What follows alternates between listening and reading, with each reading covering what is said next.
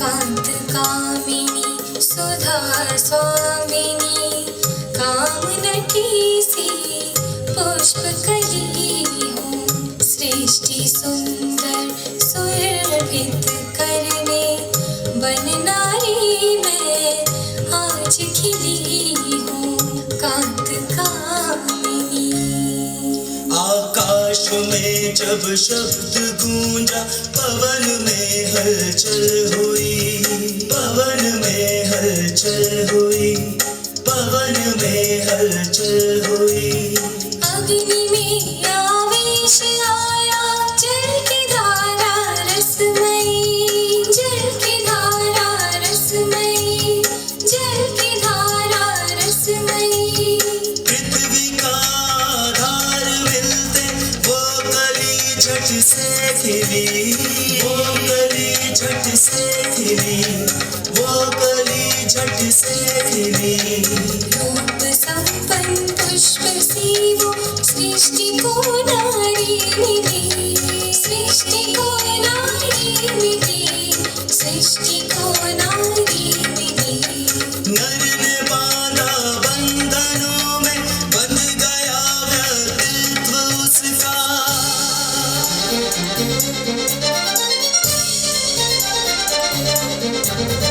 फिर उठा क्रंदन कली में लुट गया अस्तित्व उसका, लुट गया अस्तित्व उसका, लुट गया अस्तित्व उसका।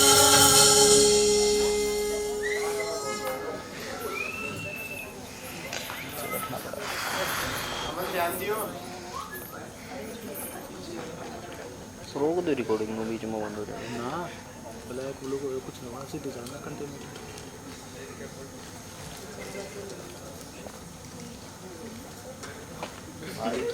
आप सिनेमा नहीं देख रहे, आप फिल्टर देख रहे हैं, ठीक है। मातृका अगर किसी को दिक्कत है तो वो जा सकता है, मातृका नहीं है चाहे पूरा हॉल खाली हो जाए, 4 लोग बैठोगे मैं ना। महाराज क्या देख रही हो इतनी डूबी हुई शुद्ध बुद्ध भूल कर? तुम्हारे किसी विसल ना है। बोलो ना कुछ, मुझे भी बताओ मातृका। देख रही थी नीचे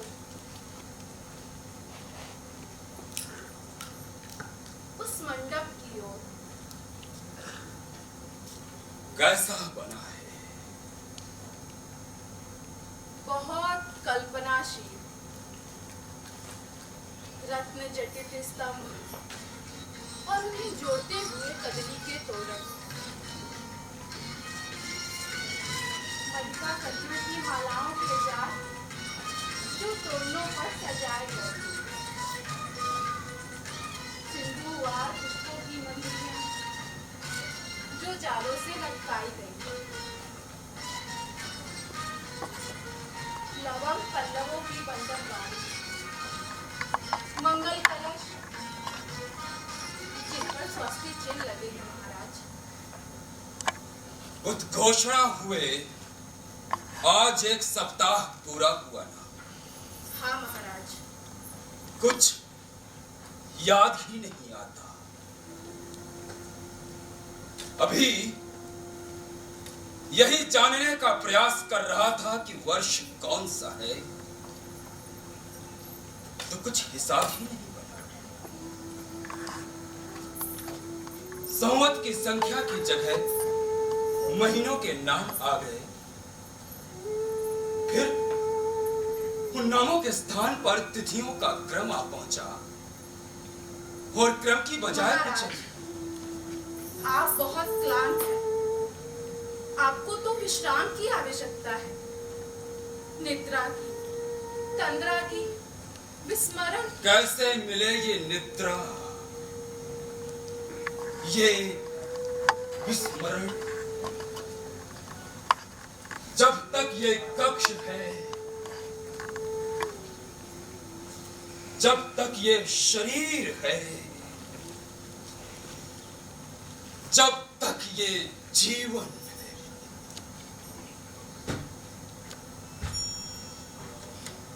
कौन कौन है है वहां?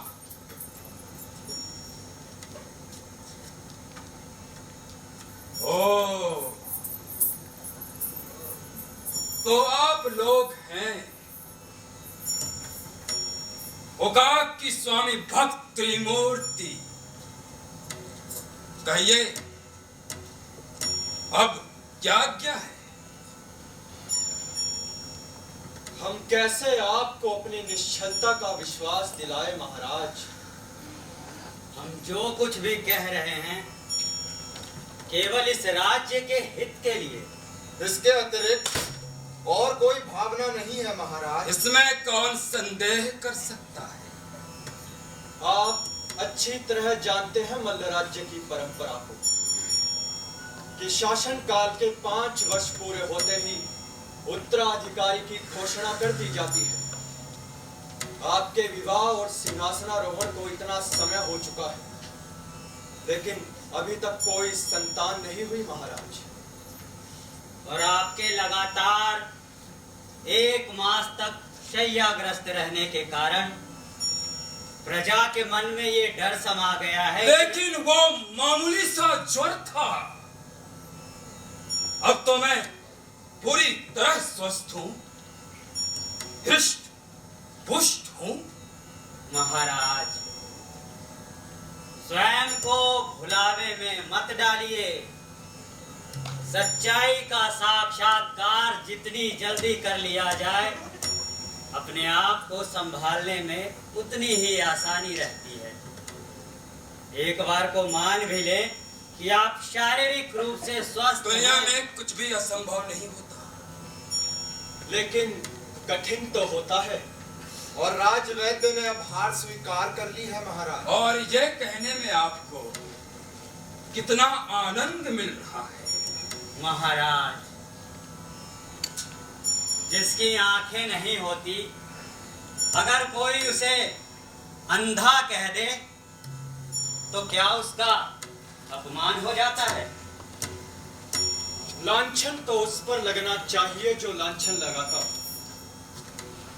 ऐसी कमी के लिए आदमी पर दोषारोपण करना जिस पर उसका कोई वश नहीं, किसी भी प्रकार से संगत और लेकिन ऐसी कमी नहीं है जो आप इस प्रकार से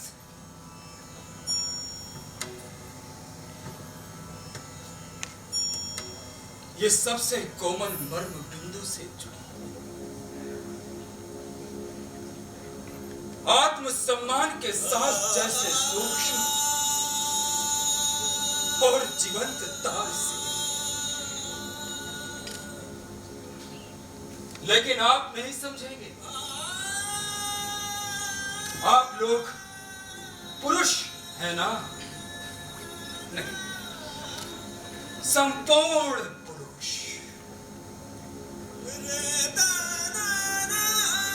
अपने इस दुख में आप अकेले नहीं। हम भी शासन तंत्र के मंत्र हैं, आपसे जुड़े हुए। अंधकार के इन क्षणों के हम भी भागीदार हैं महाराज। नहीं है, नहीं है। अगर होते तो ऐसा क्रांतिकारी पग उठाने का पागलपन आप नहीं करते। ये पग उतना क्रांतिकारी नहीं है महाराज जितना कि आप समझ रहे हैं। आजकल भी नियोग की प्रथा है। 2 वर्ष पहले कुंडेनपुर और 3 वर्ष पहले अवंती राज्यों में इसी प्रकार उत्तराधिकारी प्राप्त किया गया था महाराज। और इन दोनों ही राज्य की महिषियां गर्भ प्राप्ति के लिए धर्म नटी बनकर बाहर गई। मत बोलिए मेरे सामने ये शब्द। मुझे इस शब्द से घृणा है। धर्म नटी। इतिहास साक्षी है महाराज कि हमारे देश में प्राचीन काल से ही ये रास्ता अपनाया गया है। एक एक पांडव का जन्म योग के द्वारा ही हुआ था। उनमें से कोई भी अपने पिता की संतान नहीं था। क्या प्रमाण है इस बात का कि हम चारों जो यहाँ खड़े हैं अपने अपने पिता के पुत्र हैं। नियोग का कारण दूसरा हो सकता है, नियोग का रूप दूसरा हो सकता है। कहीं ये चोरी छिपे होता है तो कहीं धूम, लेकिन मुझे ये किसी भी प्रकार स्वीकार नहीं। मैं नहीं चाहता कि मेरा वंश हमेशा के लिए एक लज्जाजनक उदाहरण बने। आज से सैकड़ों वर्ष बाद लोग घिनौने आनंद के साथ इस बात को दोहराएं कि मल्ल राज्य का शासक ओकाक नपुंसक था। उसकी पत्नी गर्भ धारण करने के लिए राजप्रासाद से बाहर गई थी। इसमें इच्छा अनिच्छा कहीं नहीं आती महाराज। अंगुत्तर निकाय में एक सीधा सादा प्रश्न पूछा गया है कि राजा का राजा कौन है, और उत्तर भी वहीं पर है, धर्म। अपने धर्म की शिक्षा क्या मुझे आपसे लेनी? मत भूलिए महाराज कि राज्य अभिषेक के समय आपने क्षत्रिय ब्राह्मण की कौन सी शपथ ली थी? कि जिस रात को मेरा जन्म हुआ है और जिस रात को मेरी मृत्यु होगी, उन दोनों के बीच जो मेरी संतति, धन, आयु और यश है वो सब नष्ट हो जाए अगर मैं प्रजा से द्रोह करूं। लेकिन मैंने प्रजा के साथ कौन सा द्रोह किया है? आप अपने धर्म का पालन नहीं करना चाहते, अपनी संज्ञा को सार्थक नहीं बनाना चाहते। राजा वो जो प्रजा का रंजन करे। आप लोग ये सूक्तियां मुझे क्यों सुना रहे? राजा की परिभाषा क्या होती है ये मैं भी जानता हूं। जब जानते हैं तो वैसा आचरण क्यों नहीं करते महाराज? क्यों प्रजा को एक उत्तराधिकारी नहीं देना चाहते? पर ऐसा कौन सा घनघोर संकट आ रहा है जिसके लिए लगातार आप लोग एक ही बात की रट लगाए हुए हैं? इसका मतलब ये हुआ महाराज कि आप गुप्तचरों की बातों पर भी ध्यान नहीं दे रहे हैं। क्या मैंने आपकी सेवा में यह सूचना नहीं पहुंचाई थी कि इस ओर केतु और उस ओर वल्लभ राज्य के शासकों ने आपस में षड्यंत्र किया कि मल्ल राज्य पर आक्रमण करें और हमारी सारी धन संपत्ति लूट ले? लेकिन ये तब की बात है जब मैं रोगग्रस्त था।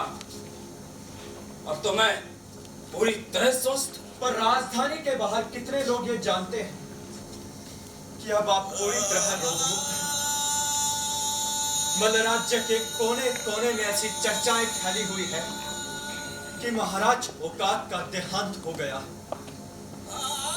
और उनके नाम पर महामात्य, राज पुरोहित और महाबलाधिकारी शासन चला रहे हैं। क्या ऐसा नहीं हो सकता कि जानबूझकर या अनजाने में ही दोनों पड़ोसी राज्य हमारे ऊपर आक्रमण कर दें? तो हम उनका सामना करके वीर गति प्राप्त करेंगे और हमारे साथ आप तीनों। और हमारे बाद क्या होगा महाराज? मल्ल राज्य का बचा खुचा महत्वाकांक्षी सामंत राज सिंहासन पर बैठ जाएगा। यही ना? यदि आप लोगों की इच्छा अनुसार राज सिंहासन को एक उत्तराधिकारी मिल भी जाएगा तो क्या होगा? तो प्रजा और सेना का मनोबल बढ़ेगा महाराज, और हमारे शत्रु अपने कुचक्रों में हतोत्साहित होंगे और मल्ल राज्य विकास के राजपथ पर अग्रसर। मल्ल राज्य के विकास की चिंता हमें भी है। ये ठेकेदारी केवल आप लोगों को ही नहीं सौंपी गई। लेकिन जब ठेकेदार अपने आत्मसम्मान के ठेस पहुंचने के डर से अपना दायित्व नहीं निभाना चाहता हो तो हम क्या करें महाराज? तो आप ये क्यों नहीं कहते कि अपनी और अमात्य परिषद की शक्ति का प्रदर्शन करना चाहते हैं? मुझे एक उदाहरण बनाकर स्वयं एक उदाहरण बनना चाहते हैं। इतिहास के पृष्ठों में आकर अमृत के घूंट पीना चाहते हैं, जैसे अजात शत्रु के महामंत्री वर्षकार, जैसे उदयन के महामंत्री योगेंद्र नायर,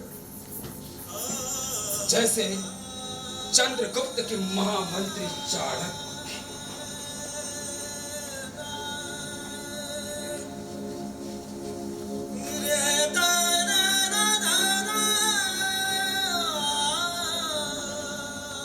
महादेवी, नहीं समझ पा रहा हूं कि इस घड़ी क्या करूं। बस यही आशा है कि आप स्थिति की अनिवार्यता को समझ रही हैं, हमारी विवशता। महत्रिका, महत्रिका। जी राजपुरोहित।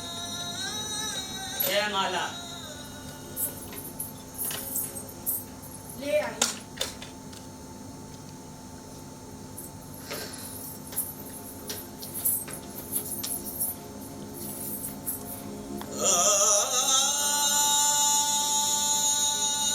राजमहिषी को जयमाला दे दीजिए महाराज।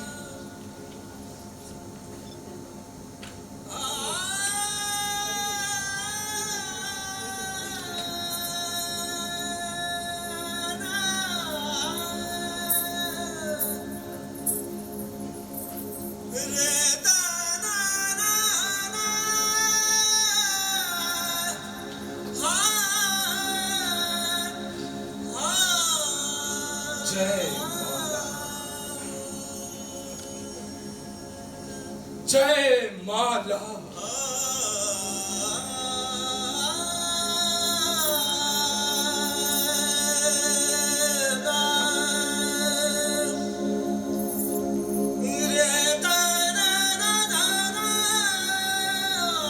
महाराज, अब जो मैं कहूं उसको दोहराइए।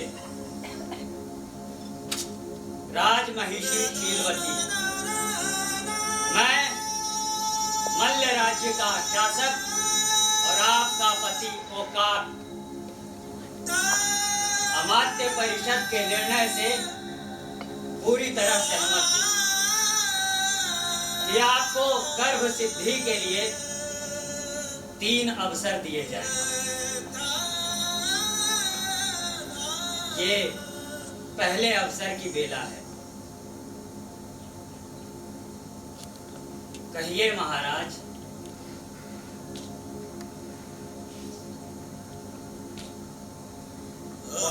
हाँ हाँ ठीक है।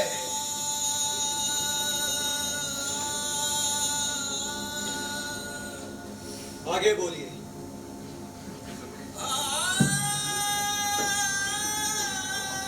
कहिए।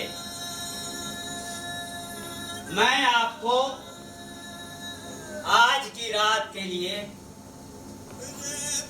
सूर्य की अंतिम किरण से सूर्य की पहली किरण तक उपपति चुनने का अधिकार देता हूं।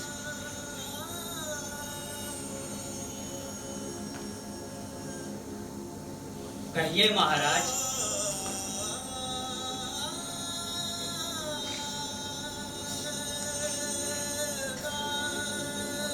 कह दीजिए महाराज।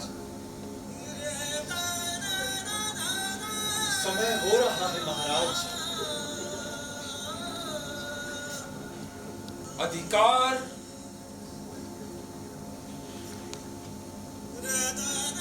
देता हूं।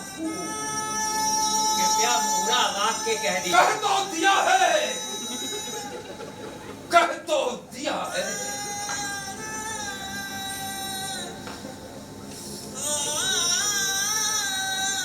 आप लोग घड़ी भर के लिए हमें एकांत दें।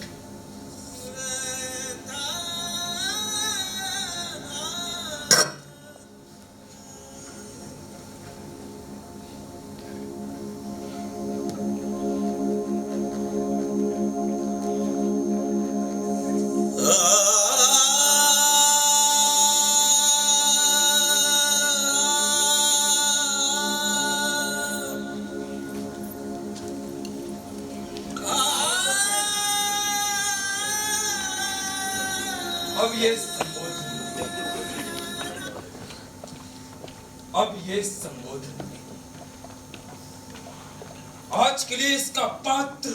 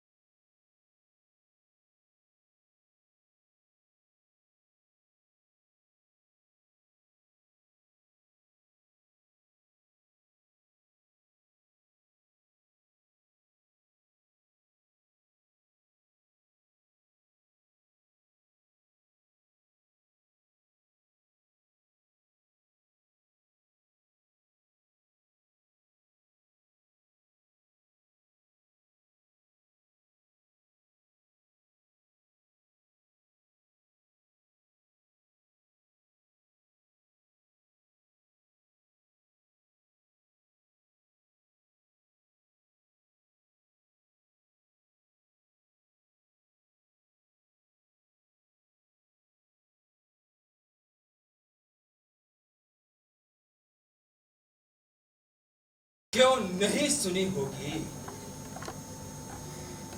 राजधानी में तो पिछले सप्ताह ही एक एक गली, एक एक मार्ग, एक एक उद्यान, एक एक क्रीड़ा गृह कह लेने दो मुझे, कह लेने दो ना मुझे।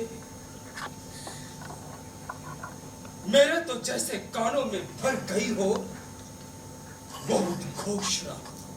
मल राज्य के हर नागरिक को सूचना दी जाती है कि आज से ठीक एक सप्ताह बाद पूर्णमासी की संध्या को राजमहिषी शीलवती धर्म नटी बनकर राज प्रांगण में उतरेंगी।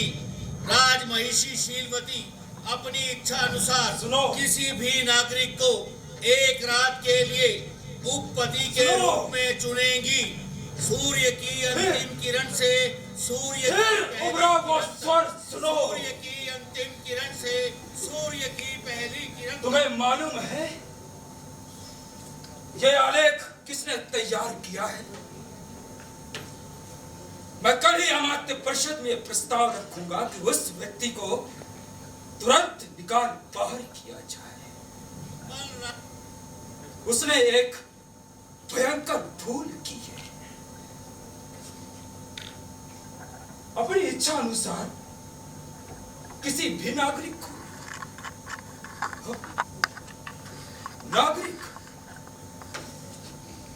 नागरिक तो शिकंडी भी था। यहां पर होना चाहिए कि किसी भी पुरुष को चुनेगी।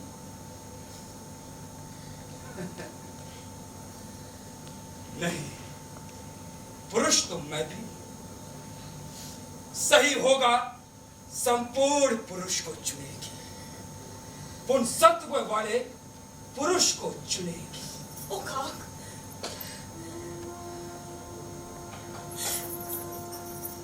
देखो, संभालो अपने आप को, ये परीक्षा की घड़ी है। हाँ,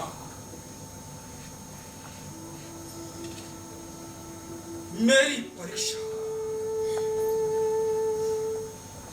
मेरे आत्मसम्मान की,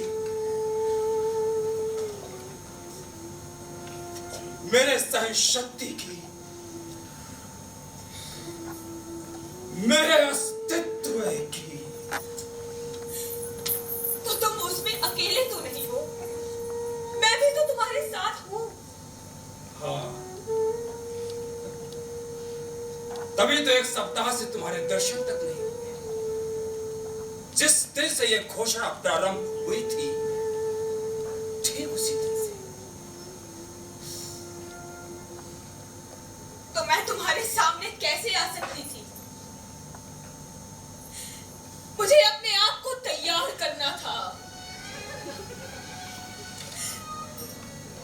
इन सारे संस्कारों के जाल छिन्न भिन्न करके, मूल्यों और मर्यादाओं को तोड़कर,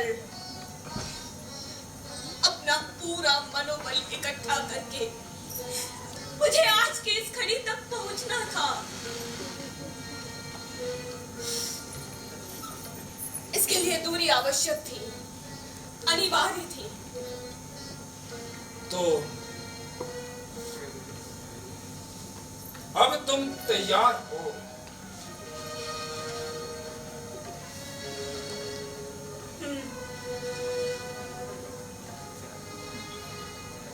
किसके लिए?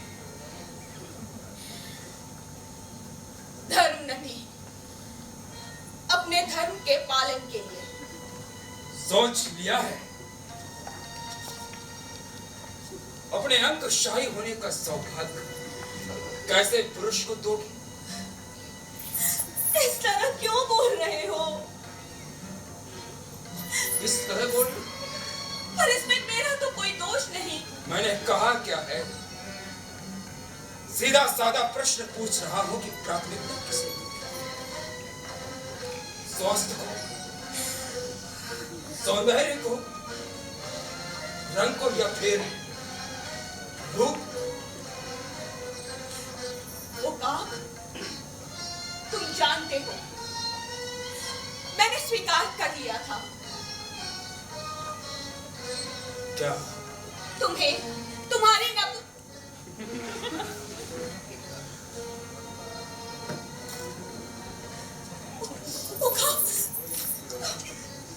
जैसे भी हो, जो भी हो,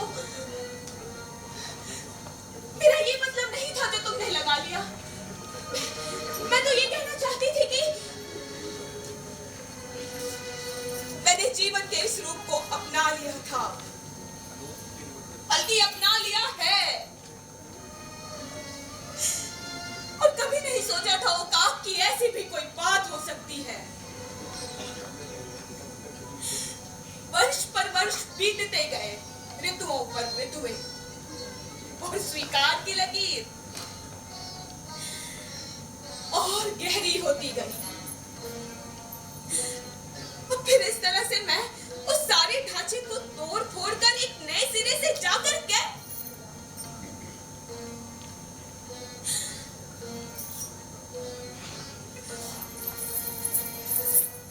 देखो ओकाक, आज की रात हम दोनों एक ही संग्राम के योद्धा हैं। बस हमारा क्षेत्र अलग है, चुनौती अलग है। नहीं, बहुत अंतर है तुम। नहीं ओकाक, तुम यहाँ सारी रात जागोगे और मैं वहां सारी रात जागूंगी। वही अपमान, लज्जा और ग्लानि, वही चिंता, घुटन और घबराहट। क्यों? घबराहट क्यों? कैसी बात करते हो तुम? जानते नहीं कि अंधापुर मुझ जैसी स्त्री के लिए क्या विशेषण देते रहे हैं तुम्हारे कविजन?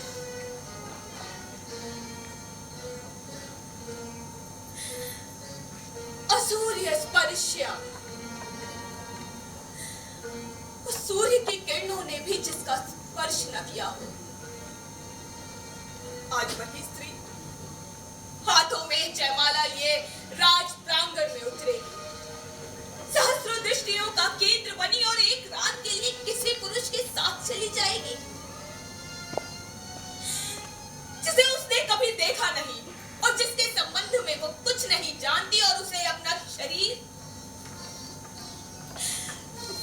समर्पित कर देगी। अपना रूप, अपना यौवन, अपना कौमार्य और अपने कौमार पर जितना दुख तुम्हें है उतना ही मुझे भी।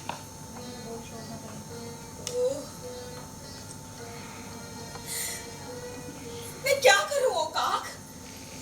कहाँ जाऊं? मेरी हर बात का बोझ क्यों लगाते हो जो मेरा अभिप्रेत नहीं है? अरे मैं तो ये कहना चाहती थी कि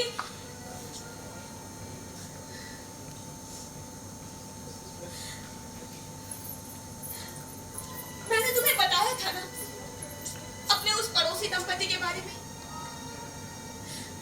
उनकी आयु ढल चुकी थी, संबंधों के उस रूप में अब शरीर नहीं आता था, लेकिन वे सुखी थे, संतुष्ट थे। क्यों? शायद कोई दूसरी बात थी होगा, और गहरी और महत्वपूर्ण, एक दूसरे की व्यक्तित्व की अनुरूपता, व्यक्तित्व की समझ, स्वभाव का माधुर्य, रुचियों की समानता।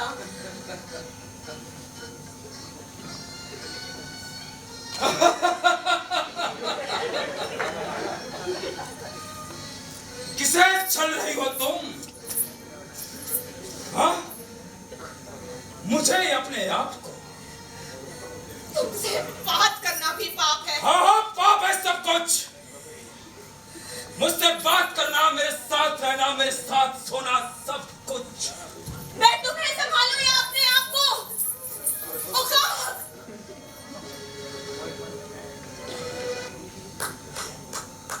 ओकाक!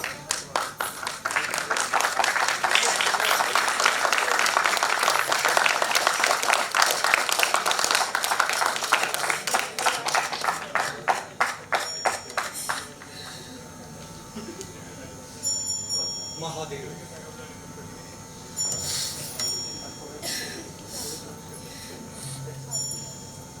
समझ नहीं आता मुझे, मैं क्या करूं, क्या ना करूं। महाराज की चिंता आप छोड़ दें, वे समझना नहीं चाहते, इसलिए उनके लिए कोई कुछ नहीं कर सकता, चाहे तब भी नहीं। और मेरे लिए कोई क्या कर सकता है महामात्र?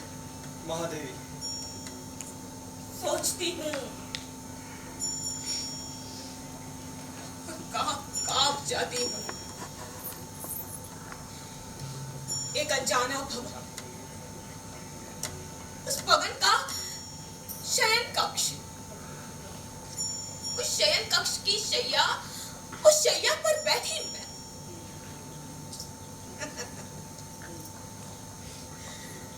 वेश्याओं के मनोबल की जितनी सराहना की जाए कम है। ये आप क्या कह रही हैं महादेवी? बिल्कुल पहली ही भेंट और उसी में सबसे आत्मीय संबंध, विकटता की चरम सीमा, भग्नता का अंतिम सोपान। और महादेवी, स्थिति का सामना आपके लिए सरल हो जाएगा अगर आपकी दृष्टि केवल अपने लक्ष्य की ओर। अर्जुन ने द्रोणाचार्य से कहा था कि मुझे चिड़िया की केवल दाईं आंख दिखाई दे रही है। मैं समझी नहीं।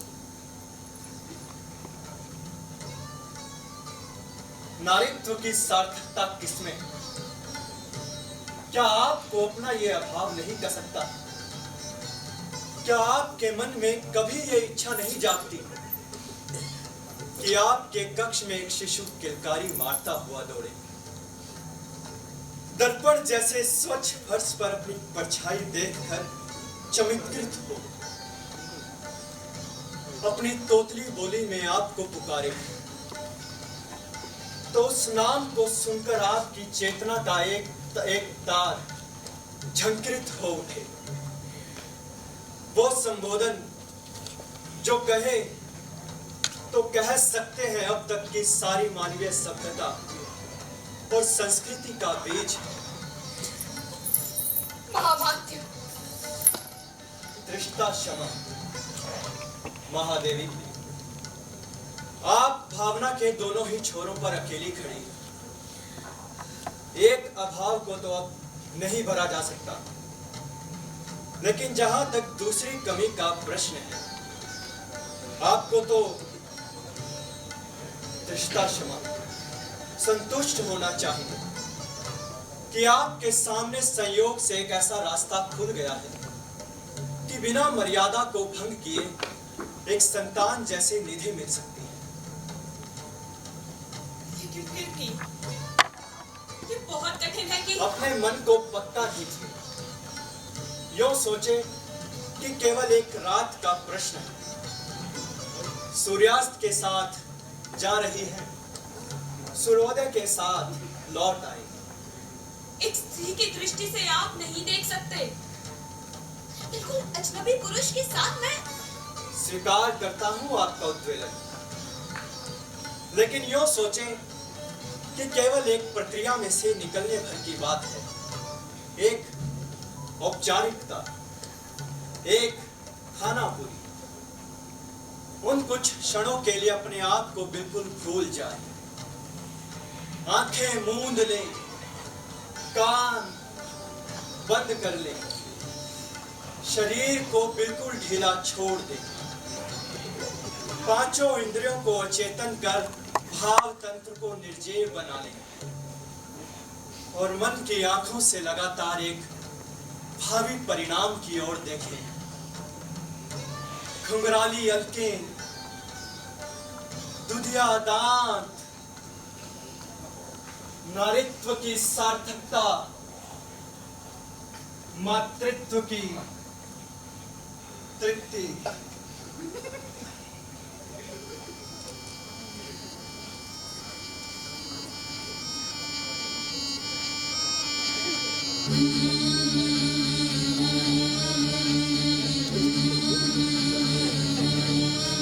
कर्तव्य पथ के शूल भी अब फूल से लगने लगे हैं।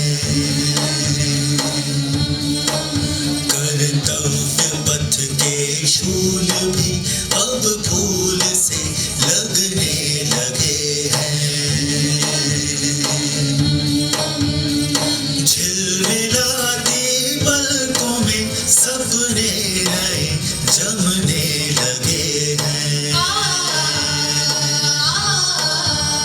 सूर्य की पहली किरण से सूर्य की अंतिम किरण तक, सूर्य की पहली किरण से सूर्य की अंतिम किरण तक, हर उजाले को अंधेरे मुस्कुरा ठगने लगे हैं। कर्तव्य पथ के शूल भी अब फूल से लगने लगे हैं। कर्तव्य पथ के शूल भी अब फूल से लगने लगे हैं।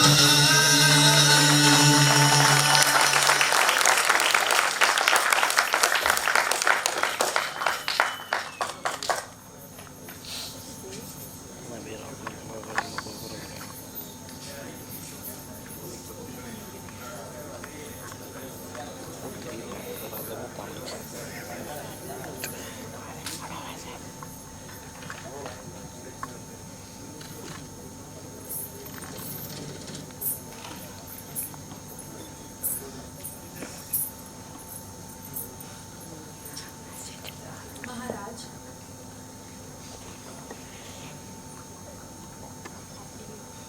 महाराज,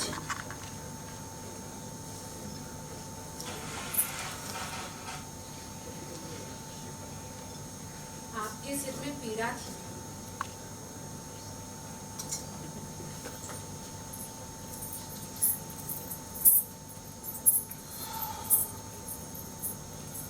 दबा दो, ये लेप लगा दो। ठीक हुआ।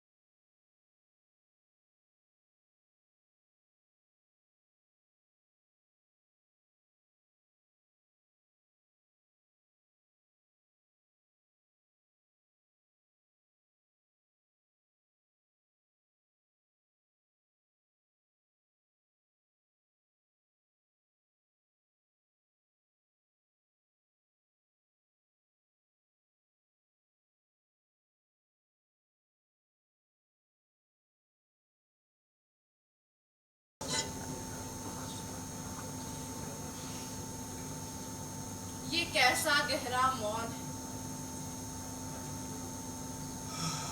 जैसे राज प्रांगण ना हो, शमशान भूमि।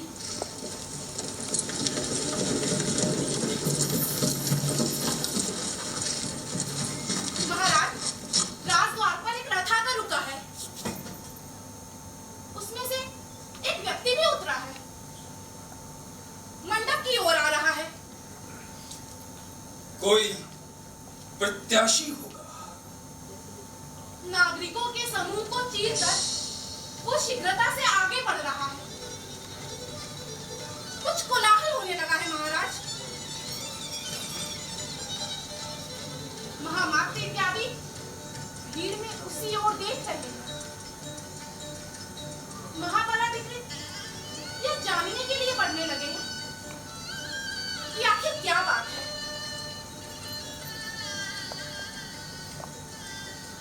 महादेवी, महादेवी दाएं पंक्ति के बीच में रुक गई। एक सैनिक ने उस व्यक्ति को रोकने का प्रयास किया, लेकिन वह उससे कुछ कहकर फिर आगे आने लगा है। अरे, वो तो बिल्कुल पास आ गया, दोनों पंक्तियों के बीच में। महादेवी बिल्कुल स्तब्ध खड़ी है, वो भी उनको एक तक देख रहा है। महाराज, आइए ना, इधर आइए। नहीं, तुम्हें बताओ आगे क्या हुआ।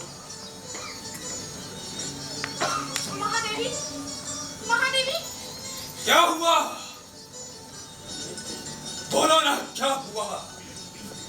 अब मैं इस व्यक्ति को पहचान पा रही हूँ। कौन है? कौन है वो? बोलो ना, कौन है वो? आर्य प्रतोष।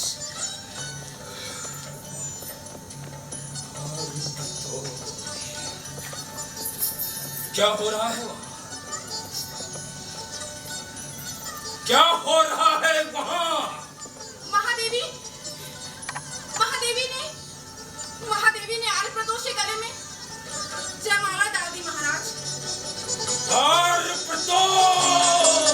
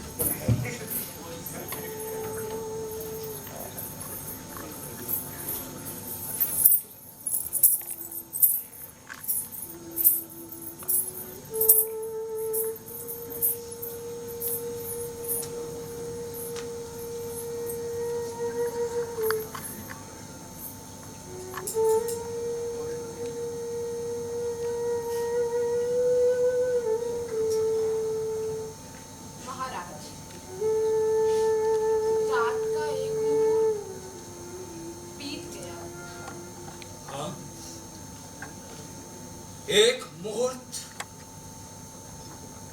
अभी तक केवल एक। घटिका में केवल 2 बार जल भरा, केवल 2 बार वो रीति। नहीं, अवश्य कहीं कुछ प्रमाद हुआ है। समय सूचकों को तुरंत यहाँ बुलाओ। नहीं महाराज, कहीं कोई त्रुटि नहीं है। अभी रात बीती ही कितनी है। आप स्वयं आकर देखिए, पश्चिमी आकाश में अभी भी लालिमा के कुछ छींटे हैं। अच्छा, और इतनी देर में मैंने अपना जीवन जैसे नए सिरे से जी लिया हो। महाराज, आप थोड़ा सा कुछ ग्रहण कर लें। शरीर का पालन तो करना ही होता है। कुछ नहीं होगा मातृका, कुछ नहीं होगा। ये जीवन बहुत निर्लज्ज है। होने से पहले आदमी कितना सोचता है, कितना तड़पता है कि ऐसे कैसे होगा, क्यों कर होगा। मैं सह नहीं पाऊंगा, टूट जाऊंगा, चूर चूर हो जाऊंगा और फिर उठ खड़ा होता है चाबी के खिलौने के साथ।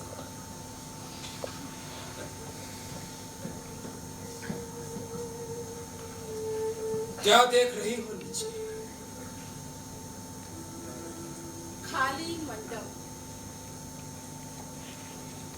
हवा में धीरे धीरे लहराती तोरण और बंधनवार, स्तंभों से लिपटी हुई पुष्पमालाएं जहां तहां टूटी, और एक दो लुढ़के हुए मंगल कलश। सब कुछ मौन, स्तब्ध। उत्सव के बाद का सूनापन है। महाराज, गुप्तचर बहुत देर से प्रतीक्षा कर रहे हैं। क्या उन्हें आने की आज्ञा मिलेगी? हाँ, आज की रात कुछ नहीं, अब कुछ भी गोपनीय नहीं। मातृका, महाराज, कौटिल्य ने रात को 8 भागों में बांटा। राजा के लिए पहले भाग में गुप्तचरों से बातचीत, दूसरे में स्नान, भोजन और स्वाध्याय, तीसरे में अंतःपुर में प्रवेश, चौथे और पांचवे में शयन, छठे में निद्रा का त्याग, सातवें में फिर गुप्तचरों से मंत्रणा, आठवें में राज पुरोहित आदि के साथ स्वस्ति वाचन। लक्ष्य किया है तुमने कि कौटिल्य कितना चतुर था, या कितना बड़ा ज्योतिषी था, या बहुत दूरदर्शी। महाराज, उसने ओकाब को कितने कौशल से बचाया। अंतःपुर में प्रवेश ओकाब करता है, शयन ओकाब करता है, निद्रा का त्याग ओकाब करता है। देखा, कोई मुझ पर उंगली नहीं उठा सकता। मुझे तो कौटिल्य के प्रति अपना आभार व्यक्त करना चाहिए। बोलो, क्या करूं, कैसे करूं? उसके नाम पर किसी प्रसाद का नामकरण कर दूं, या फिर उसके नाम पर किसी उद्यान का वृक्षारोपण कर दूं, या फिर इस नगर के मुख्य चौराहे पर उसकी भव्य प्रतिमा स्थापित करवा दूं। महाराज, अगर आप कुछ ग्रहण नहीं करना चाहते तो विश्राम ही कीजिए। नींद आ जाएगी तो? नींद, नींद। मातृका, आज की रात तो मुझे मृत्यु भी नहीं आएगी, मृत्यु भी नहीं आएगी मातृका।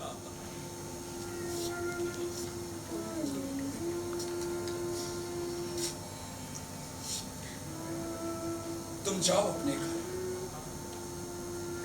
अपने पति के पास। क्यों मेरे लिए उनकी निकटता से वंचित रहो? वे आज यहाँ नहीं है महाराज। किसी राजकीय काम से श्रावस्ती भेजे गए हैं। अच्छा, अगर वो होते तो क्या आज की रात तुम महाराज, बताओ मुझे, संकोच मत करो। मातृका कुछ कह नहीं सकती। क्यों? मेरा मतलब है कुछ निश्चित नहीं रहता। पर क्यों? कई बातों पर निर्भर करता है। जैसे मेरी या उनकी मलय स्थिति, कार्य में अधिकता या कमी, थकान और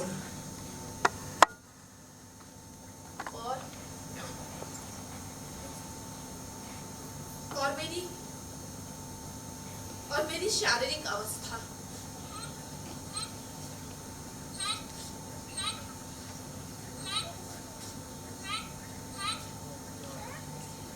ये ध्वनि कैसी है?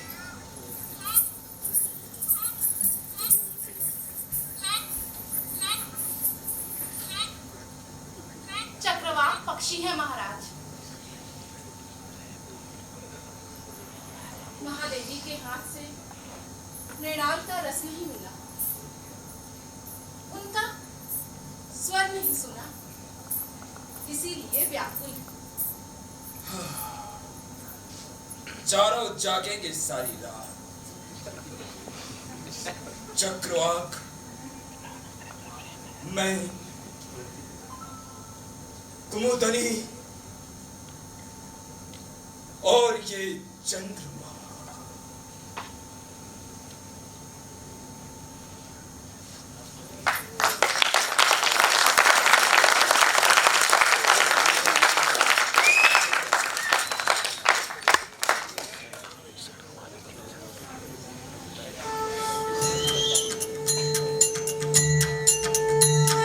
जय जय जय हे,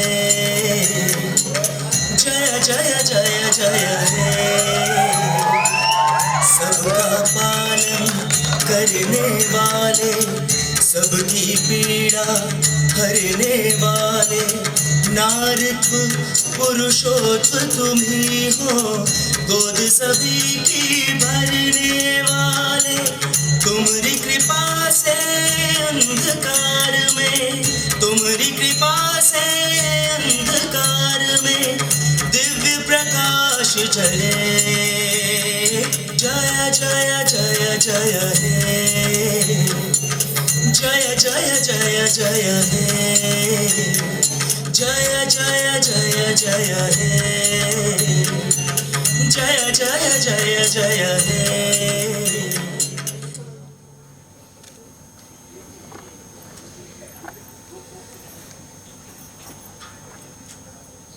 कभी विष कन्या के बारे में सुना था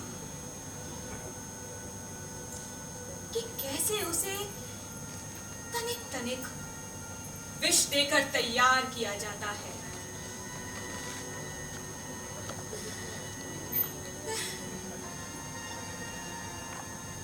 क्या थी? इतना बड़ा परिवार और पिता की सीमित अभाव, वंचना, दरिद्रता और दुख।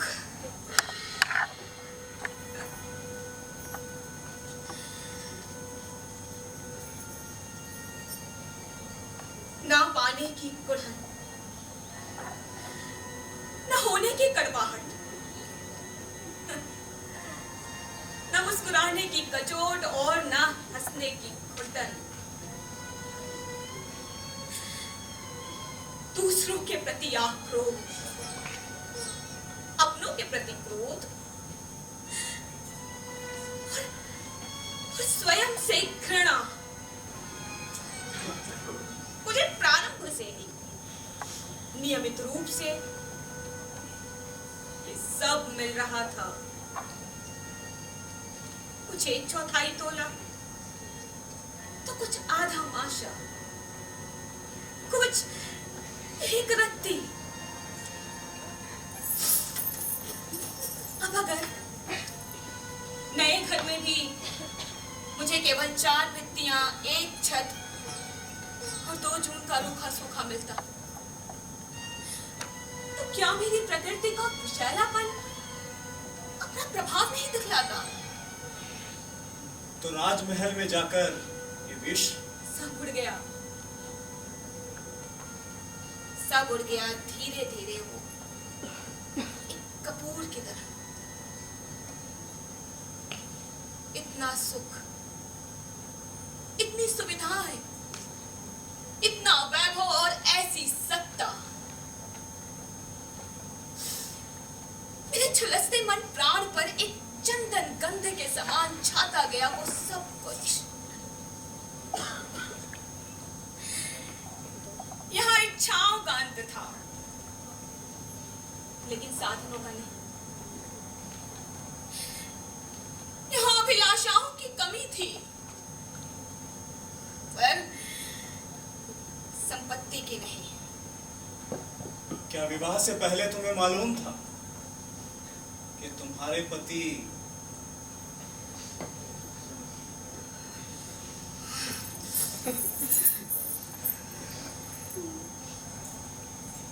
नहीं?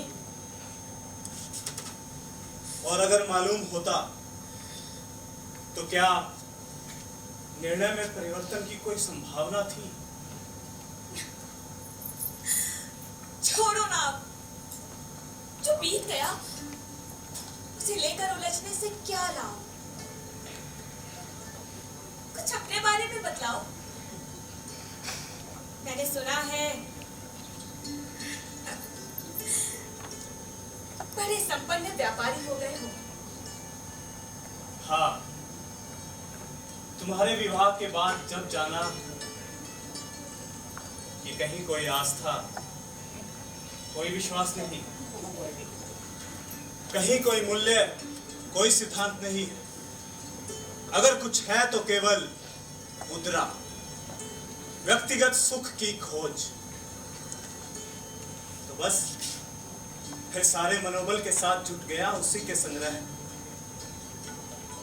सुबह और दोपहर, अपराह्न और संध्या, रात और दिन केवल एक ही धुन, एक ही चिंता, एक ही लक्ष्य। तब जाना कि अर्थ का अर्जन उतना कठिन नहीं है, बस तन और मन का पूरा समर्पण चाहता है। तो इस तरह मैं मुद्रा राक्षस बन गया।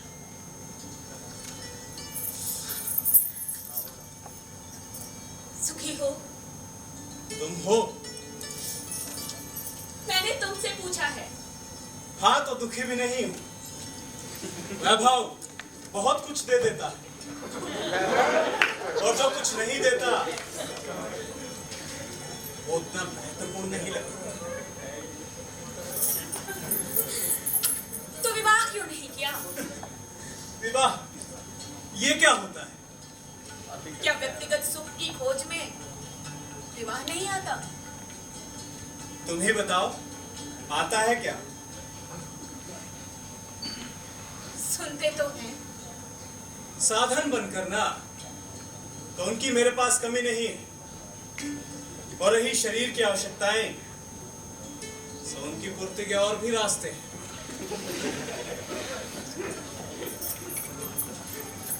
मैं केवल अपनी बात कर रहा हूं।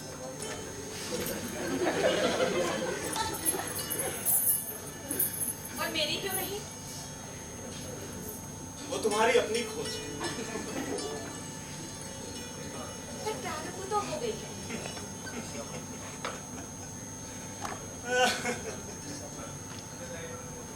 बधाइयाँ। इस तरह क्यों बोल रहे हो? किस तरह से बोल रहा हूँ? मैं सोचती थी कि तुम संतुष्ट होगे। लेकिन किससे? जो कुछ हो रहा है उससे।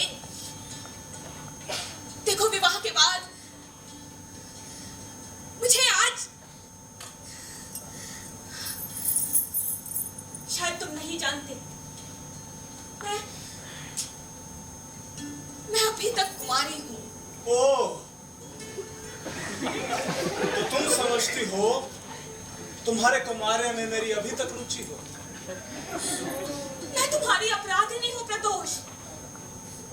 तो क्या ये उसका एक प्रतिकार नहीं हो सकता है?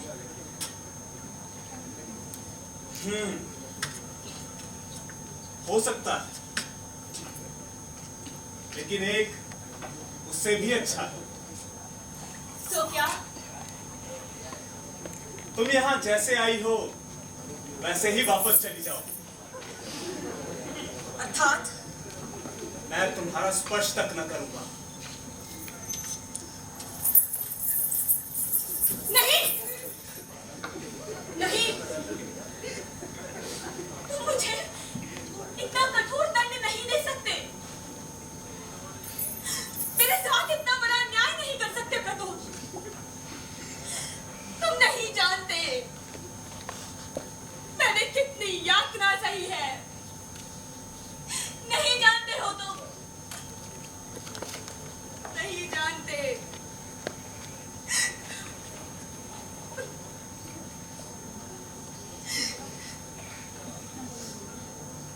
उठो।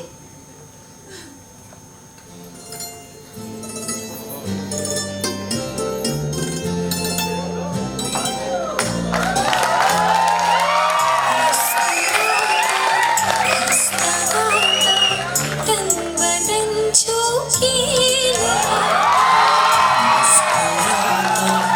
हंसता गाता तन बदन छूटे लुभाता, स्वर्ण लट मुख से हटाता पिघला सा कंचन। मन की तृष्णा से लिपटता नन्हा सा एक क्षण, नन्हा सा एक क्षण, नन्हा सा एक क्षण।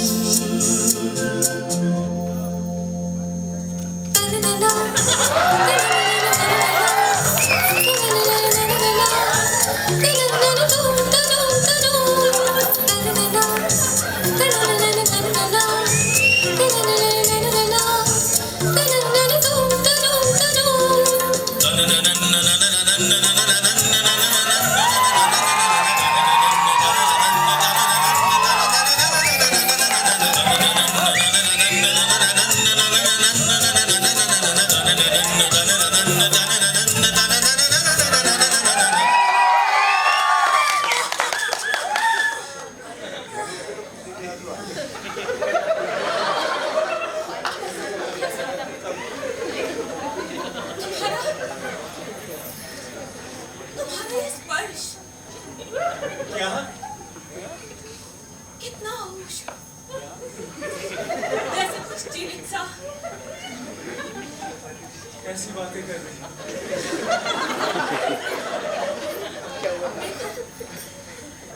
मेरी त्वचा पर अभी तक स्पंदन है। हाँ, अभी तक स्पंदन है।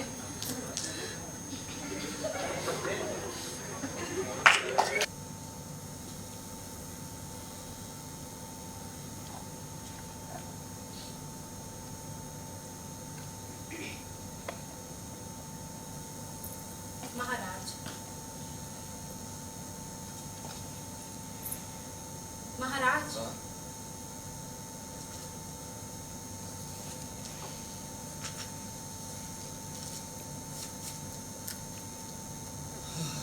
आपने बहुत पुराना आसव मांगा था।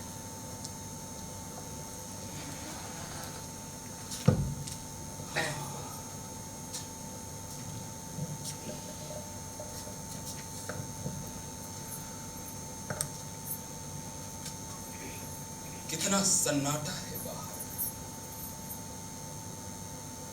हाँ, बहुत। दिन में कितनी गति, कैसा प्रवाह, रात में इतना मौन हो जाता है नगर। यहां वहां चमकते हुए प्रकाश बिंदु, कभी सड़क पर किसी रथ की आहट, घोड़ों की टापें बस।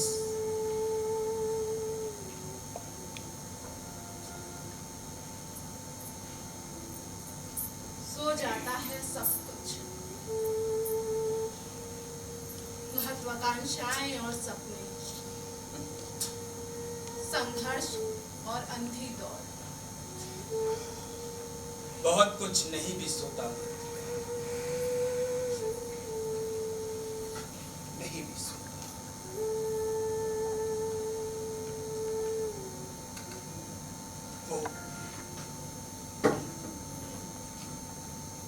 वो देखो, उस भवन के ऊपर कक्ष में अभी अभी दीप जले। महाराज, आप क्यों व्यर्थ में? कहने दो मुझे, कह लेने दो ना मुझे।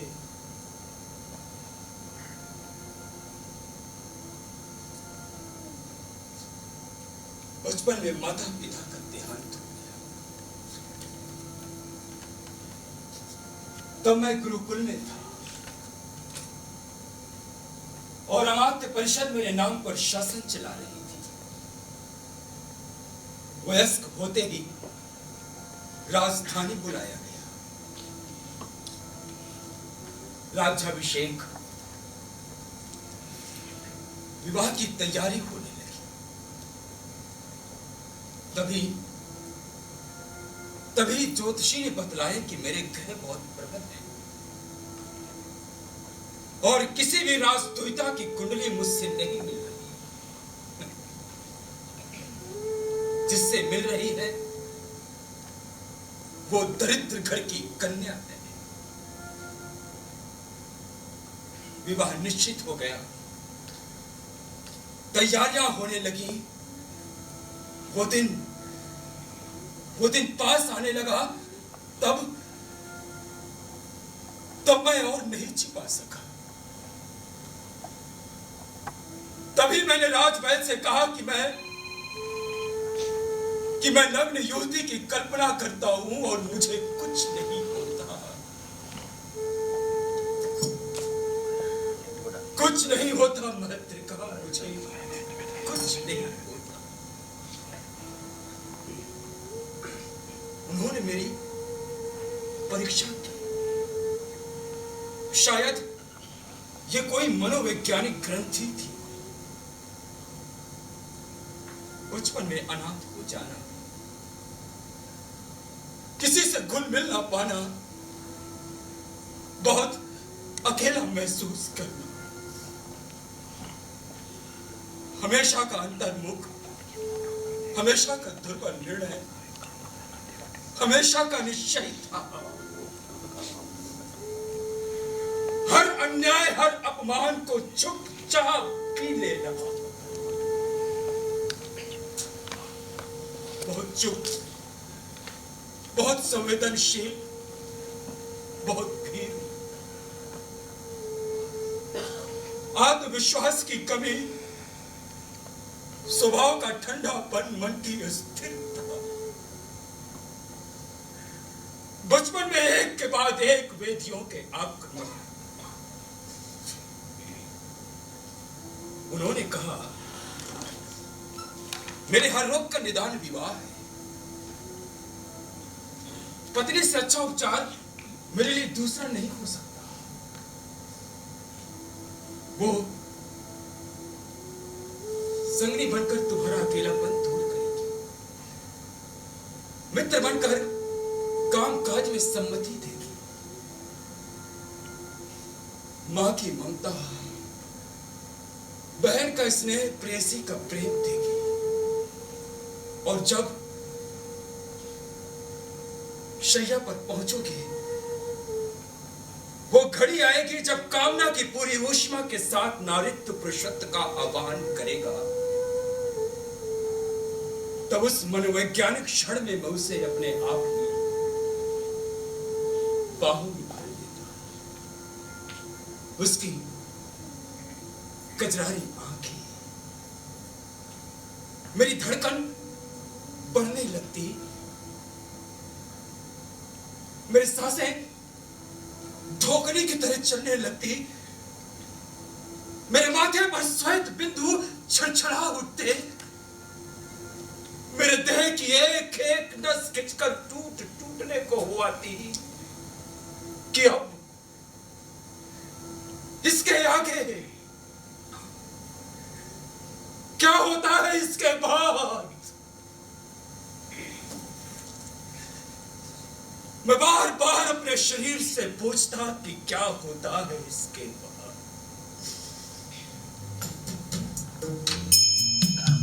यातना यंत्रणा केयम शिविर में, यातना यंत्रणा केयम शिविर में, बुझा दो बुझा दो बुझा दो ये दीपक बुझा दो।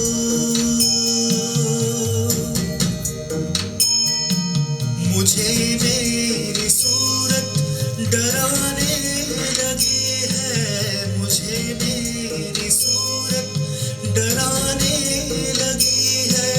हटा दो हटा दो हटा दो ये दर्पण हटा दो।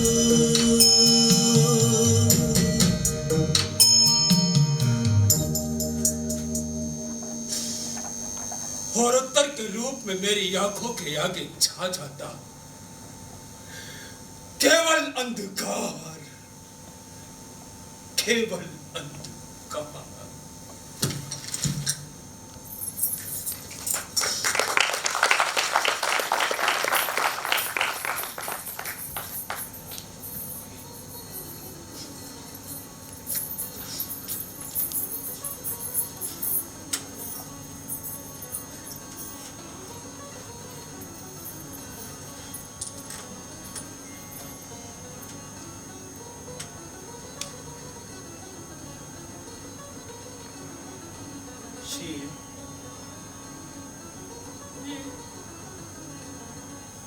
चुप क्यों? नहीं तो कुछ बोलो ना।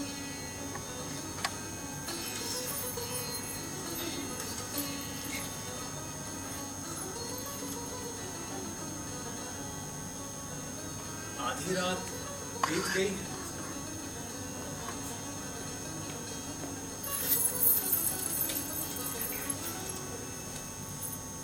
कैसे कठोर वचन बोलते हो? क्यों, क्या हुआ?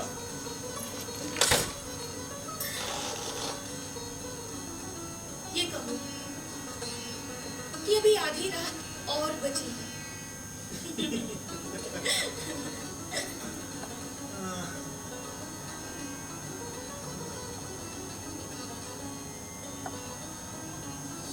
शील,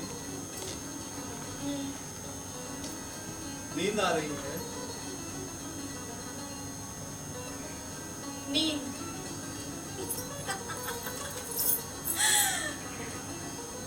आज की रात तो मुझे मृत्यु भी नहीं आएगी प्रतोष।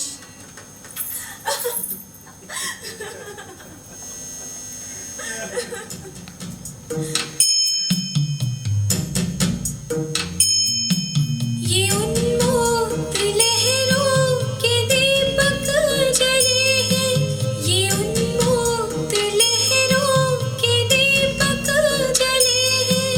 बुझा दो बुझा दो बुझा दो ये दीपक बुझा दो।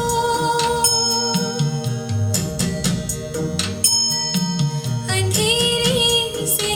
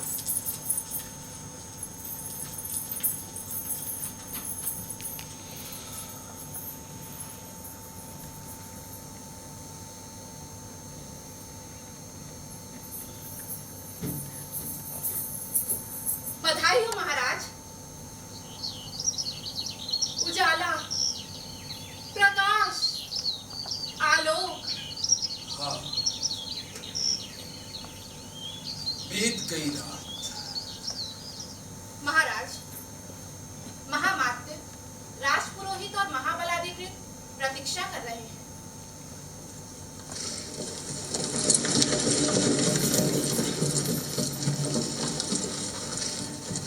रथ आ रहा है महाराज, और आगे आगे जलता हुआ उन्मुख लिए एक सैनिक भी। क्योंकि राज महिषी असुर स्पर्शा है।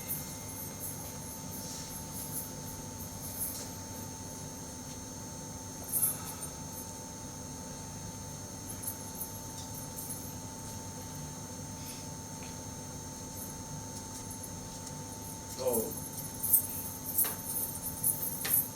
कैसी बीती रात?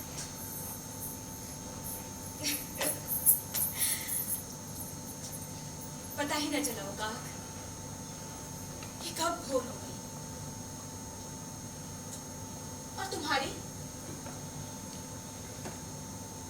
यह शयन कक्ष साक्षी है। ये भित्तियां, ये गवाक्ष और ये मुक्ता ग्राम। और न तुम्हारी। महात्रिका, महात्रिका, जी महाराज। महादेवी के स्नान का प्रबंध करो। नहीं महात्रिका, अभी नहीं। वो जैसे भौरा कमल के संपुट में बंद हो जाता है, हाँ, वैसे ही मैं भी बंधी हूँ अभी इस गंध के बंधनों में। इससे पहले कि ये उड़ जाए, इसे अपने अस्तित्व के साथ एकाकार कर लेना है, अपनी चेतना की सतह पर छान लेना है, रोम रोम में बसा लेना है।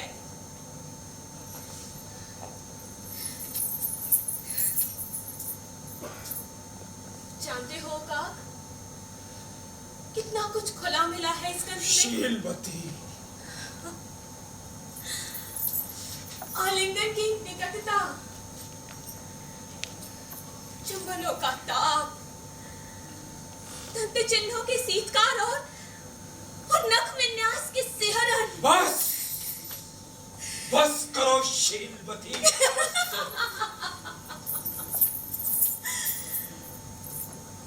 क्यों का सहन नहीं हो रहा है? राजधानी में अभी भी है तुम्हारे उपकरण। है और अभी रहेंगे वो कुछ समय तक।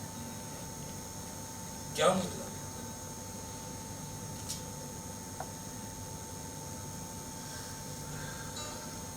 रात मैंने एक और बहुत कुछ पाया होगा, तो दूसरी ओर ये जाना कि अब तक कितना कुछ खोया है। इस खोने में से पाने का संतोष, इस पाने में से खोने का आक्रोश, कितना सुख दे सकता था ये शरीर, पर मैंने नहीं जाना। वर्ष पर वर्ष बीतते गए,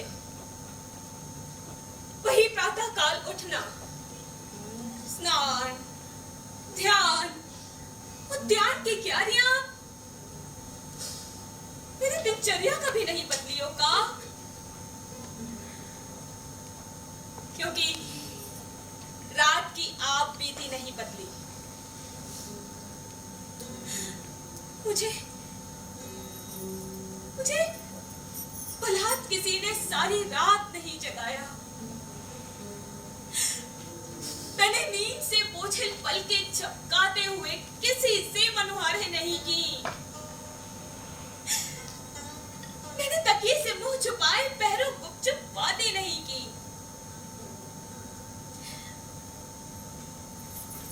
जब दो शरीर पास आते हैं ना, तो सम्मेलन का व्यक्तिगत इतिहास बनता है।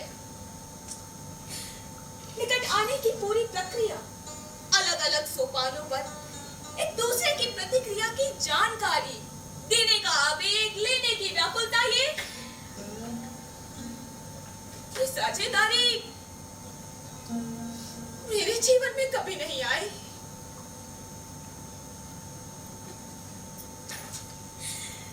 ऋतुएं पर ऋतुएं बदलती गई।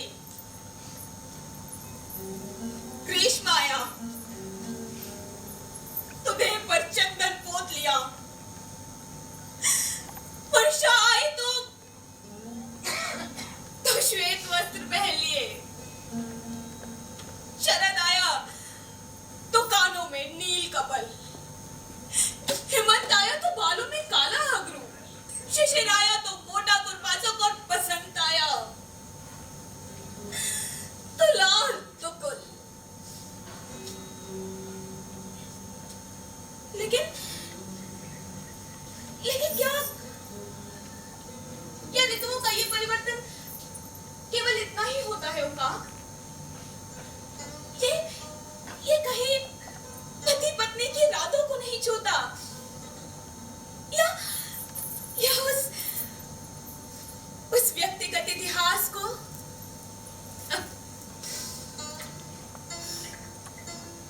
ठंडे जल से भीगे पंखे,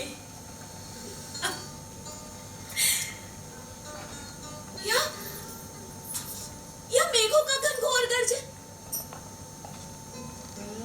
धान के बालों की पंक्तियां, या सारस की बोली, या जमा हुआ हिम, या बसंती पवन, इनका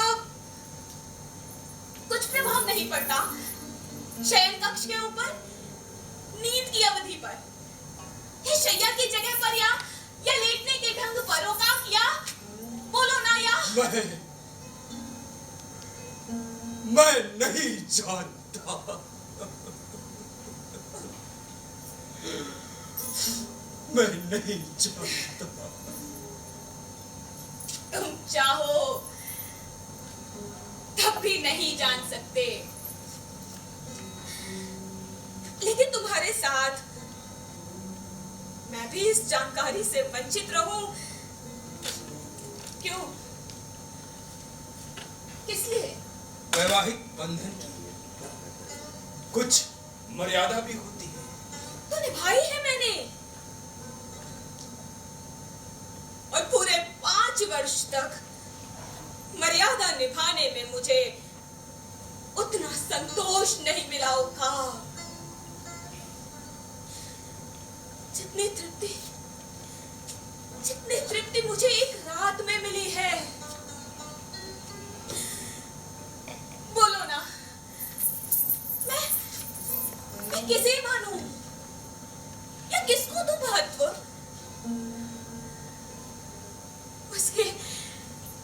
उसके एक ही स्पर्श से भड़क उठा ये लावा, जो न जाने कितने सालों से मेरे शरीर में दबा हुआ था। मैं बेचैन थी, उस शैया पर करवटें बदलती थी उकाक, और जान लो कि तुम्हारा मुंह नोच लेने का मन होता था मेरा।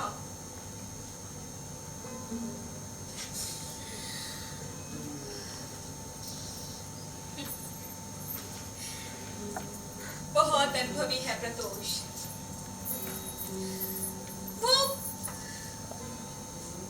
वो जानता है कि कब, कहां, कैसे और क्या करना। शीलवती!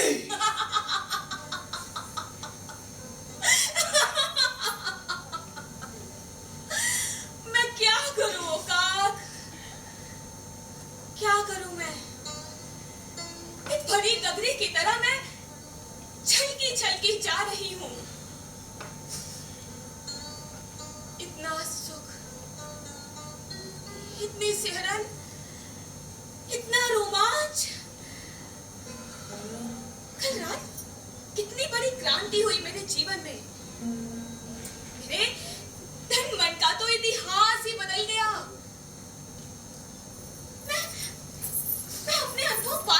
चाहती हूँ काक, अपना उल्लास किसी पर छलकाना चाहती हूँ। बोलो, किसे सुनाऊं मैं या किसको कहूँ? बोलो ना।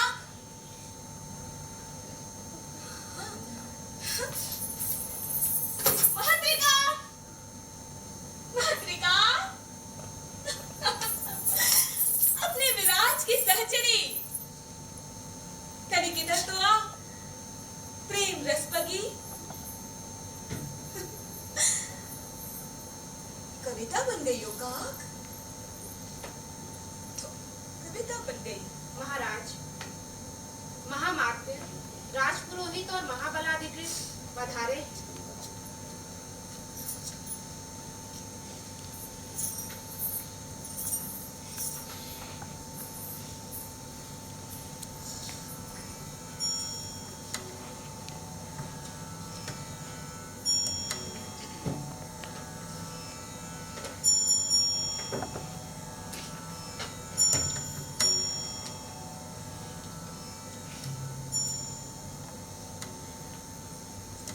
तो कहिए महामात्य, कैसी बीती आपकी रात? श्रीमती,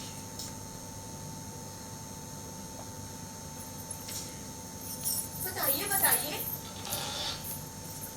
लज्जाइए मत। वैसे आपकी पत्नी के चेहरे पर तो अभी तक यौवन की चाह है, पर आप अवश्य कुछ गंभीर रहते हैं। शयन कक्ष में पांव रखते ही बदल जाते होंगे। हाँ? शीलवती, तुम अपने आपके में नहीं। महादेवी, आप मर्यादा का उल्लंघन कर रही हैं।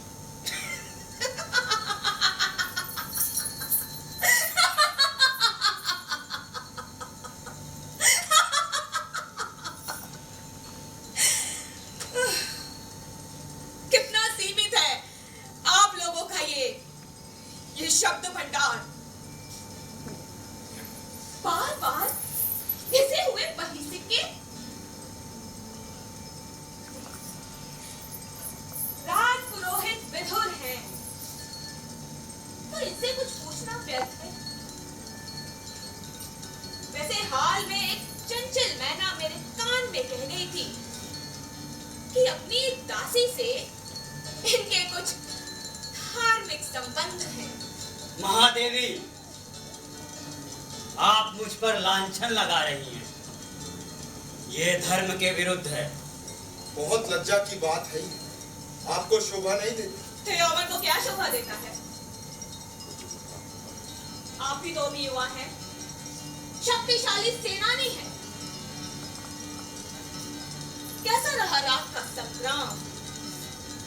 महादेवी, शील का कुछ तो विचार कीजिए। किया है श्रीमान।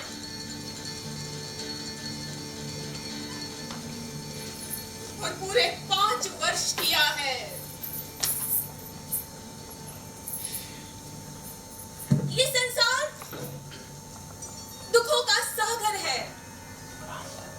कितनी भाग दौड़, कितना छल कपट और कितना रक्तपात। रात की वही तो कुछ घड़ियां हैं जिनमें आदमी अपने को कुछ भूल सकता है। वो थोड़ा सा सुख पा सकता है।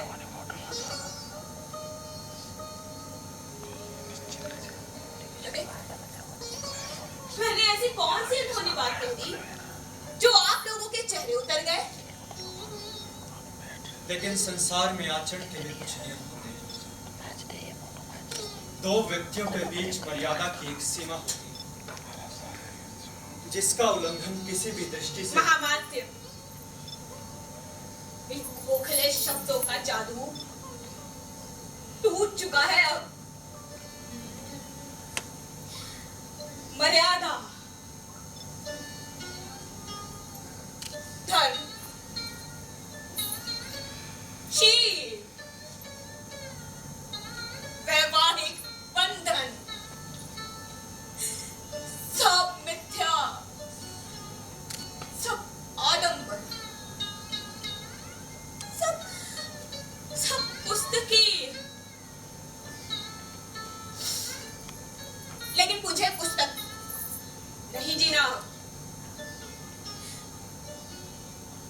जीवन जीना है। जीवन। क्या पुस्तक और जीवन का इतना गहरा विरोध होता है? हाँ? कुछ ऐसे सौभाग्यशाली होते हैं जिनका नहीं होता, जैसे महाबलाधिकृत का युद्ध कौशल पुस्तक से, जैसे राजपुरोहित का धर्माचार पंजिका से, और जैसे आपका अर्थशास्त्र या युद्ध नीति से। लेकिन मेरी ओर देखिए, मैं एक विवाहिता स्त्री हूं। मेरे जीवन का काम शास्त्र से क्या सामंजस्य, जिसने 5 वर्षों तक ये नहीं जाना कि पुरुष के स्पर्श में वो कौन सा सुख है जो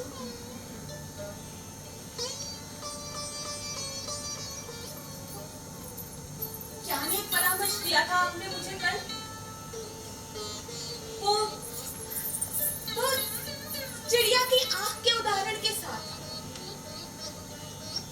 तनिक दोहराइए।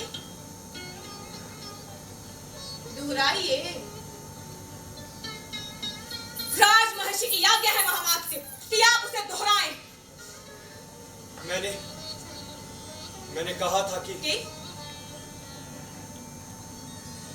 केवल अपने लक्ष्य की ओर देखिए।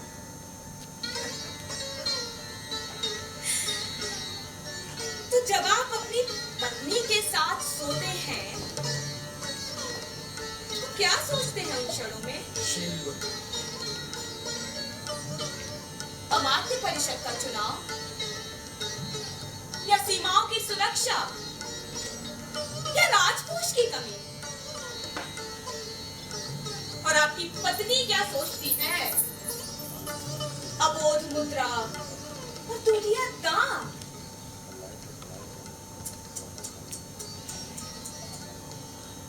कितने मूर्ख हैं आप, महामूर्ख, मूर्खों के सम्राट।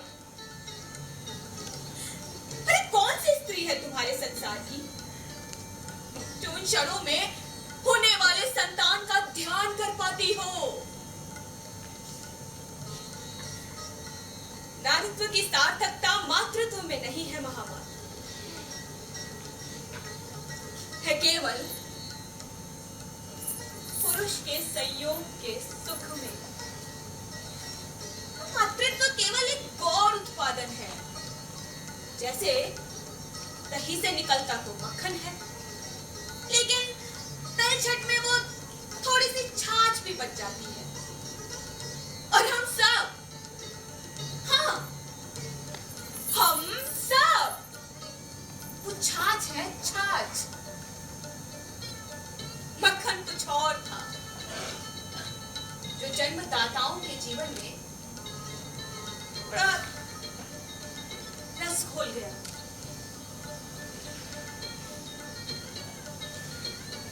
क्या हो तुम? रातों की उसी साझेदारी का प्रतीक, या उस गोपनीय और अंतरंग निकटता का सामूहिक उद्घाटन, या उस अदृश्य इतिहास का दृश्यमान परिशिष्ट जो बाद में मूल पुस्तक से जुड़ गया, रचनाकारों के चाहे या अनचाहे किसी भी। आप बहुत थकी हुई, अपने आपे में नहीं है आप विश्राम करें महादेवी। सारी रात जागी हूँ सज्जनों, अब सारा दिन विश्राम ही करना है। अब हमें आज्ञा दीजिए। अमात्य परिषद बहुत बेचैनी से शुभ समाचार की प्रतीक्षा करेगी। पूरा मल्ल राज्य प्रार्थना करेगा कि उसे राज सिंहासन का उत्तराधिकारी मिले।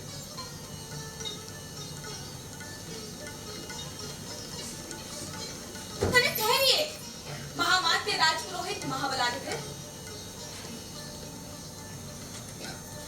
आप लोगों को शायद अनुभव होगा बहुत बेचैन करता है। और प्रतीक्षा यातना देती है। ये स्थिति तो और भी भयंकर है, क्योंकि ये निश्चय प्रतीक्षा भरा होगा और प्रतीक्षा अनिश्चय भरी। आप लोग राज्य के स्वामी पर कर्मचारी कहे जाते हैं, तो ऐसे तनाव से आप लोगों को बचाना मेरा कर्तव्य है। मैं समझा नहीं। अमात्य परिषद का निर्णय है कि वो मुझे 3 अवसर देगी। जी हाँ, 3। तो जाइए, घोषणा कर दीजिए कि आज से ठीक 1 सप्ताह बाद राजमहर्षि शीलवती धर्मनटी बनकर राज प्रांगण में उतरेंगी।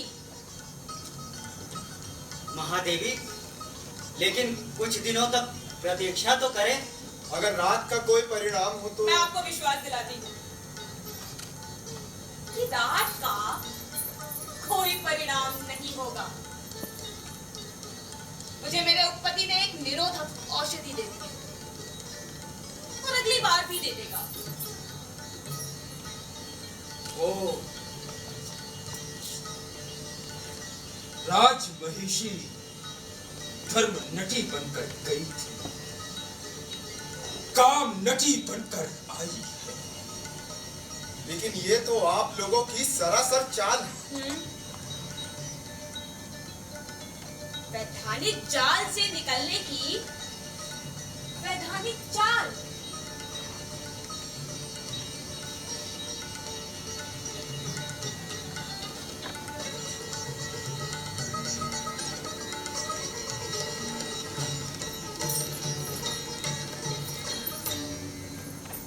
लेकिन मैं कैसे 1 सप्ताह तक प्रतीक्षा करूंगी?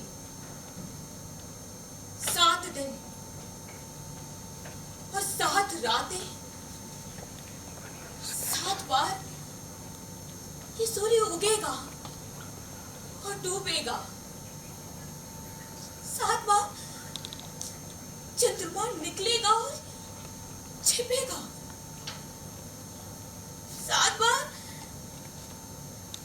चकवा अलग होगा अपनी चकवी से और 7 बार कुमुदनी चंद्रमा के विदाई मुरझाएगी। और जब ये वैधानिक रास्ता बंद हो जाएगा तब क्या करूंगी? तो जब आवश्यकता होती है ओका, तो नए रास्ते अपने आप खुलने लगते हैं। अर्थात अब तुम किसी भी मर्यादा का पालन नहीं करोगी। तो संसार की कितनी ऐसी युवतियां हैं जो विवाह से पहले ही कुंवारी नहीं रहती, और मैं तो विवाहिता होकर भी ब्रह्मचारिणी थी। लेकिन कब तक? मैं एक मामूली स्त्री होगा जब इस शरीर के माध्यम से जीती हूं, तो इसकी मांगों को मैं कैसे नकार सकती हूं? तुम यहां तक जा सकती हो अपने स्वार्थ के लिए। और तुम कितने परमार्थी हो जो बिना सामर्थ्य के विवाह जैसा जघन्य पाप कर सकते हो। राजवैद्य ने कहा था कि जब कामना की पूरी ऊष्मा के साथ पत्नी तुम्हारा आवाहन करेगी, तो उस मनोवैज्ञानिक क्षण में अपने आप ही, यानी मैं केवल एक जड़ी बूटी थी, केवल एक उपचार। तुमने ये नहीं सोचा होगा कि अगर ये चिकित्सा बेकार हो गई तो इस जीवंत औषधि पर क्या बीतेगी? हमारा शयन कक्ष वो साक्षी है मेरी पीड़ा का। तुम मेरे नग्न नारित्व से अपना पुरुषत्व जाग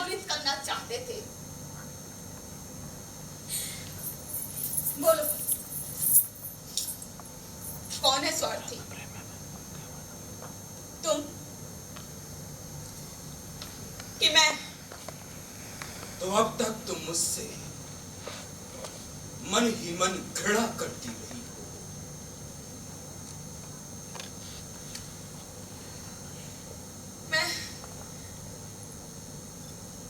मैं प्रारंभ में करती थी ओकाक, लेकिन बाद में नहीं। तुम्हारे व्यक्तित्व के दूसरे पक्ष भी हैं जो मुझे भाते हैं, लेकिन इसका ये मतलब नहीं कि मैं ओकाक, जब आवश्यकता हो और वास्तविक सुख की चाह, तो ये जीवन बहुत जटिल हो जाता है और इसकी मांगे वो तो उतनी ही उलझी हुई। पूर्ति के लिए ना एक से अधिक व्यक्ति चाहिए, किसी से समाज में एक स्थान, तो किसी से भौतिक सुविधाएं, किसी से भावना की तृप्ति, तो किसी से शरीर का सुख। मल राज्य के हर नागरिक को सूचना दी जाती है कि आज से ठीक 1 सप्ताह बाद राजमहिषी शीलवती धर्म नटी बनकर राज परांगण में उतरेंगी। राजमहिषी शीलवती अपनी इच्छा अनुसार किसी भी नागरिक को एक रात के लिए उपपति के रूप मुझे छोड़कर मत जाओ शीलवती। किरण से सूर्य की पहली किरण तक, सूर्य की अंतिम किरण से मत जाओ शीलवती।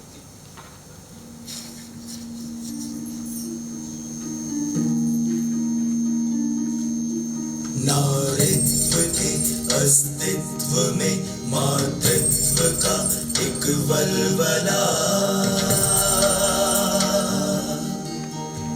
थिरकते कदमों में लेके दिल मिलाता जलजला। कर्तव्य पे है छटपटाता डगमगाता चंद्रमा। परंपराओं के दहकते सूर्य को छूने चला।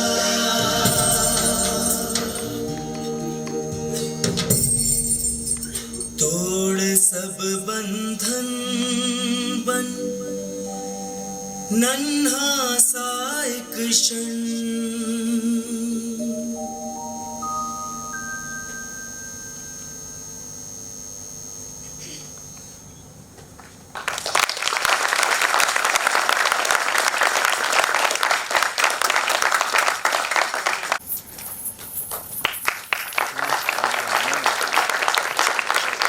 तकलीफ है लिखोने के